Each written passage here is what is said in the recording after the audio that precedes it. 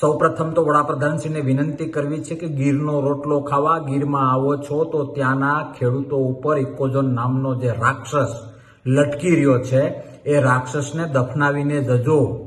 ખેડૂત દુખી છે.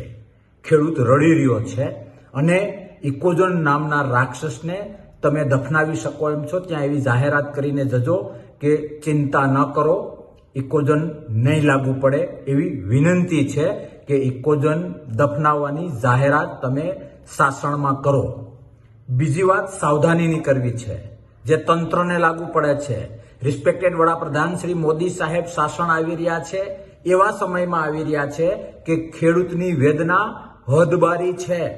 ઇતિહાસમાં તપાસી શકાય કે જ્યારે જમીન ઉપર તકલીફ આવી છે, ખેડૂતની ખેતી ઉપર તકલીફ આવી છે, ત્યારે ખેડૂતે બધું જ સાઈડમાં કરીને ન કરવાનું કર્યું છે. વેદના અમારી નજરે અમે જોયેલી છે. નારાજગી, ઇકોઝોનની નારાજગી, ઇકોઝોનની વેદના, ઇકોઝોનને કારણે ખેડૂતોની થનારી બરબાદી, આ બધું અમારી નજરે જોયું છે. ભરેલો અગ્નિ છે. કોઈ ખેડૂત અથવા ખેડૂતનો સમૂહ કઈ ભૂલ કરે અને બંધારણીય રીતે અથવા તો આપણા વડાપ્રધાનશ્રીને કઈ નુકસાન ન થાય એનું ધ્યાન તંત્રએ રાખવા માટે, સાવધાન રહેવા માટે એક જવાબદાર નાગરિક તરીકે તમને સાવધાની રાખવાનું સૂચન કરું છું.